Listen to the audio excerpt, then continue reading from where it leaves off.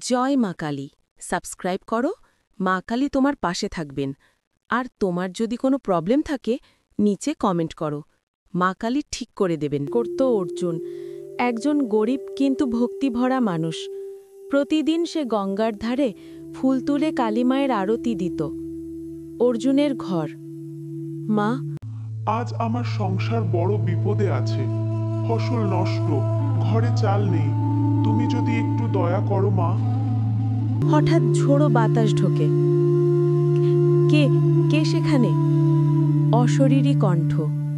অর্জুন, ভয় পাস না, আমি তোর পাশে আছি। আমার সিংহার তোকে ডাকছে। মা, তুমি?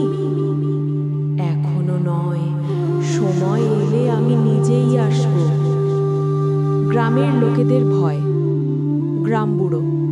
জঙ্গলের দিক থেকে অদ্ভুত আলো উঠছে, যেন কেউ বিশাল কোনো প্রতিমা বানাচ্ছে। মহিলা, ওটা দেবী কালী নাকি অশুভ শক্তি? লোকজন, অর্জুনকে ডাকো। অর্জুনকে ডাকা। গ্রামবাসী, অর্জুন আমাদের সঙ্গে চলো, জঙ্গলে কিছু হচ্ছে।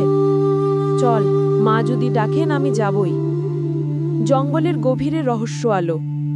বর্ণনাকারী। তারা যত এগোচ্ছে আকাশ অন্ধকার হচ্ছে, এক জায়গা থেকে নীল আলো বেরোচ্ছে। ওটা কি? মাটিতে বিশাল কালী প্রতিমার অবয়ব তৈরি হতে শুরু করল। কালীমায়ের আবির্ভাব। অর্জুন, তোকে আমি বেছে নিয়েছি। এই গ্রামকে মহা দুর্যোগ থেকে বাঁচাতে হবে। গ্রামবাসী, মা, আমাদের রক্ষা করো। অর্জুন, মা, তোমার আদেশ বলো। দানব কালভুকের আগমন। কালো কুয়াশা ছড়িয়ে পড়ে। এই গ্রাম আমার, মানুষের ভয়ই আমার খাদ্য।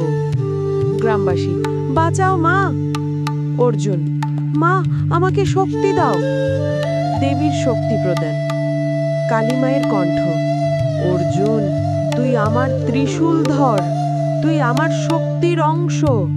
সাহস রাখ। নীল আলো অর্জুনের দেহে প্রবেশ করে। যুদ্ধ। তুই আমাকে থামাবি?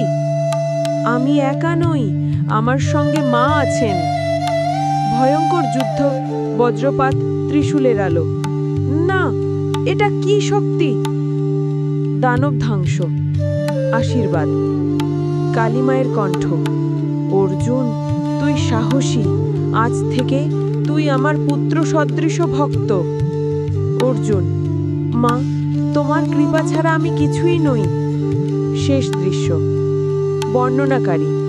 পরের দিন থেকেই গ্রাম শান্ত হয়ে গেল, ফসল ফিরল, নদী স্বচ্ছ হল, মানুষের মনে ভক্তি বাড়ল।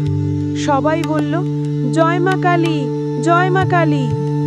অর্জুন বলল,